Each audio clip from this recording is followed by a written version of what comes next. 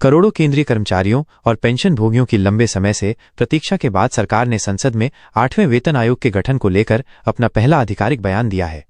वित्त राज्य मंत्री ने सोमवार को लोकसभा में स्पष्ट किया है कि आयोग के अध्यक्ष और सदस्यों की नियुक्ति तभी की जाएगी जब इसे औपचारिक रूप से अधिसूचित किया जाएगा।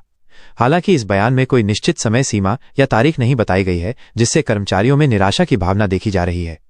सरकार ने बताया है कि रक्षा मंत्रालय, गृह मंत्रालय, कार्मिक एवं प्रशिक्षण विभाग तथा विभिन्न राज्य सरकारों सहित सभी प्रमुख हितधारकों से 8वें वेतन आयोग को लेकर सुझाव मांगे गए हैं। ये प्रक्रिया अभी भी जारी है और सभी सुझावों के आने के बाद ही आयोग के टर्म्स ऑफ रेफरेंस तय किए जाएंगे। सरकार का कहना है कि ये एक जटिल प्रक्रिया है जिसमें समय लगना स्वाभाविक है। टर्म्स ऑफ रेफरेंस की प्रतीक्षा। 8वें वेतन आयोग के गठन में सबसे बड़ी बाधा टर्म्स ऑफ रेफरेंस का तय न होना है। इन शर्तों के बिना आयोग का गठन पूरा नहीं हो सकता और न ही इसका कार्य शुरू हो सकता है। टर्म्स ऑफ रेफरेंस में आयोग के कार्यक्षेत्र, जिम्मेदारियों और लक्ष्यों का स्पष्ट उल्लेख होता है। इसमें वेतन संरचना, भत्ते, पेंशन और अन्य सुविधाओं के संबंध में आयोग के अधिकार क्षेत्र का निर्धारण किया जाता है। पिछले वेतन आयोगों का इतिहास देखें तो टर्म्स ऑफ रेफरेंस तय करने में कई महीने लग जाते हैं।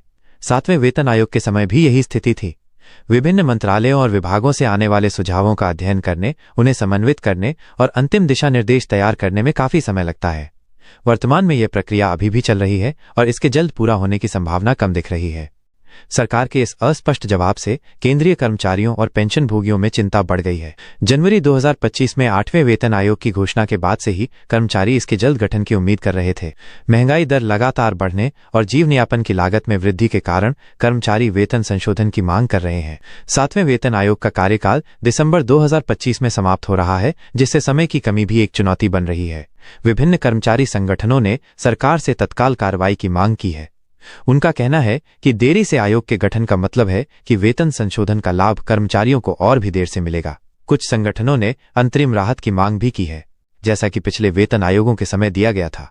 हालांकि सरकार ने अभी तक इस संबंध में कोई संकेत नहीं दिया है। प्रशासनिक तैयारियों की स्थिति। दिलचस्प बात यह है कि कार्मिक एवं प्रशिक्षण विभाग ने पहले से ही 8वें वेतन आयोग के लिए अंडर सेक्रेटरी स्तर के 4 पदों पर आवेदन मांगे थे। यह संकेत देता है कि सरकार आयोग के गठन की तैयारी में है, लेकिन औपचारिकताएं अभी भी अधूरी हैं। इन पदों की भर्ती प्रक्रिया के बारे में कोई अपडेट सामने नहीं आया है, जो अनिश्चितता को और बढ़ा रहा है।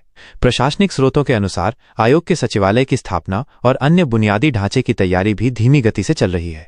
आमतौर पर वेतन आयोग का अपना सचिवालय होता है, जो इसके कामकाज को सुचारू रूप से चलाने के लिए आवश्यक होता है। इसके बिना आयोग अपना कार्य प्रभावी तरीके से नहीं कर सकता। संभावित कार्यान्वयन की समय सीमा। विशेषज्ञों के अनुसार वर्तमान गति से देखें तो 8वें वेतन आयोग का वास्तविक कार्यान्वयन जनवरी 2026 तक होना मुश्किल दिख रहा है। पिछले वेतन आयोगों का पैटर्न देखें तो आयोग के गठन से लेकर सिफारिशों के लागू होने तक आमतौर पर 3 से 4 साल का समय लगता है। 7वें वेतन आयोग का गठन 2013 में हुआ था और इसकी सिफारिशें 2016 में लागू हुई थीं। अगर 8वें वेतन आयोग का गठन 2025 के अंत तक हो जाता है तो भी इसकी सिफारिशें 2027 या 2028 तक लागू हो सकती हैं। ये देरी कर्मचारियों के लिए एक बड़ी चुनौती है, क्योंकि महंगाई की मार उन्हें पहले से ही झेलनी पड़ रही है। हालांकि कुछ विशेषज्ञों का मानना है कि सरकार दबाव में आकर प्रक्रिया को तेज कर सकती है। वेतन वृद्धि की संभावनाएं।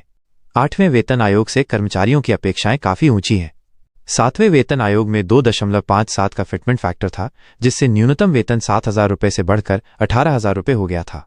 8वें वेतन आयोग में इससे भी बेहतर फिटमेंट फैक्टर की उम्मीद है। विभिन्न अनुमानों के अनुसार ये 2.86 से 3.68 तक हो सकता है, जिससे न्यूनतम वेतन 26,000 से 51,000 रुपये तक पहुंच सकता है। महंगाई भत्ते का विलय भी एक महत्वपूर्ण मुद्दा है।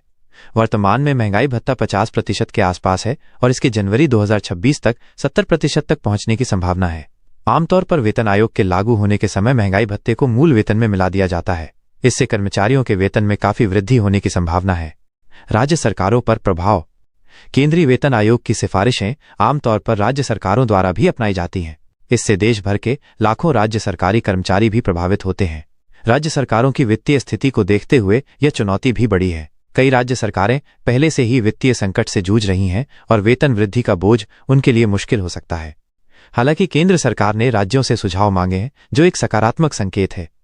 इससे पता चलता है कि सरकार राज्यों की चिंताओं को ध्यान में रखकर ही आयोग के टर्म्स ऑफ रेफरेंस तय करना चाहती है। यह एक संतुलित दृष्टिकोण है जो केंद्र और राज्य दोनों के हितों का ख्याल रखता है। आगे की राह और सुझाव।